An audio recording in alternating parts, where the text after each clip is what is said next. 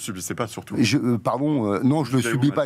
Vous voulez savoir où je vis? Je vis dans le 93, justement. Et vous me permettez de dire une chose. Moi, je suis en Seine, vous voyez. Vous me dites dans le 93 aussi. Ne me faites pas de faux procès, justement. Je voulais juste dire une chose, c'est que, puisqu'on parle de banlieue, pour moi, la banlieue ne se résume pas à ça, et je tenais à le dire. Et au passage, j'en profite pour dire qu'il y a une très belle exposition qui s'appelle Banlieue chérie au Palais de la Porte Dorée, qui justement change un peu l'image de la banlieue, et cette image de la banlieue comme no-go zone et comme territoire de décivilisation et territoire de barbarie, moi je la partage pas. Je vis en banlieue, et quand je dis je vis en banlieue, je vis pas à Levallois ni à comment dire. Non, vous vivez dans la belle banlieue. Les gens ne savent pas forcément. Vous vivez pas dans une belle banlieue. Non, toute la journée. Ouais, mais enfin, c'est bien plus dangereux. Ça rejoint le débat qu'on avait tout à l'heure, parce qu'il faut se souvenir quand même que pendant les émeutes post-Naël, ça a été tout a été diffusé en direct sur Snapchat. Donc je reviens à la notion de barbare que vous semblez disqualifier notre propos en disant les barbares ça n'existe pas, etc. Barbares, vous savez d'où ça vient?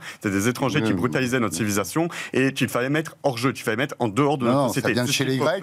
Aujourd'hui, c'est ce qu'il faut faire aujourd'hui. Vous n'allez pas me faire la leçon là-dessus. Et je reviens. Je vous fais pas la leçon. Je reviens sur quelque chose d'inadmissible que vous avez dit, que vous avez sous-entendu. J'ai dit quelque chose d'inadmissible. Laissez-le parler. Laissez-moi terminer. Laissez-moi terminer. Je suis à gauche. Vous n'aimez pas laisser parler les hommes, mais vous allez me laisser terminer, s'il vous plaît. Vous avez laissé entendre qu'un professeur d'histoire, je dis encore ce que je veux. Vous avez laissé entendre que Kevin Bossuet, professeur d'histoire, ne parlez pas sur ce ton-là, parce que moi, ça va pas se faire comme ça, ok? Vous me parlez pas sur ce ton. Moi, vous me dites pas, c'est inadmissible. Vous avez traité Kevin Bossuet, professeur d'histoire, qu'il instrumentalisait les peurs. C'est exactement le même discours que tous ceux que vous soutenez, qui ont expliqué que vous passez votre temps, que Frontière était responsable de la mort d'Aboubacar. Mais qui êtes-vous pour expliquer cela? On est les premiers à défendre les Français, à soutenir la réalité pour éviter que ces meurtres ne se recommettent à nouveau. Pour éviter que les musulmans ne soient instrumentalisés les peurs. Vous instrumentalisez les peurs en permanence. Je dis ce que je veux. C'est un débat. Incroyable. C'est un débat, c'est pas une Vous prenez pour qui? Attendez. Ce discours, c'est terminé. Vous n'expliquez pas. Ce discours, c'est terminé. Mathias, vous allez répondre. Franchement, c'est incroyable. Vous allez répondre, mais vous savez, c'est inadmissible ce que vous dites, monsieur. C'est bon. Mais vous vous rendez compte? Mais vous êtes un facho de première bourre, quoi. Vous êtes là pour dire ce que je dois dire ou ce que je ne dois pas dire. On se calme. Vous vous prenez pour qui?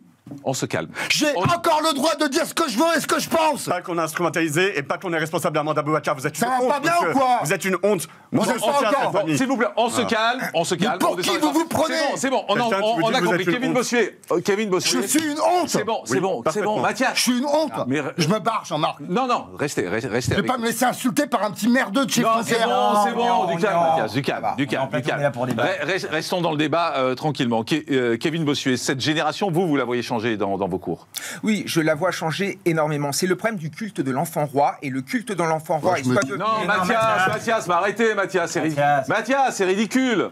Mathias. Oh, mais ça va pas bien. Mais c'est ridicule. Ce mec me dit ce que je dois dire, ce que je dois penser, ce que je dois... On est où, là? On va rétablir. Du calme. Allez. Je pense que ce que Jordan a voulu dire, c'est que moi, je fais remonter des problèmes que je vois sur le terrain. Je n'instrumentalise pas la peur. Et c'est vrai que traiter quelqu'un, lui dire qu'il instrumentalise les peurs, c'est pas bien.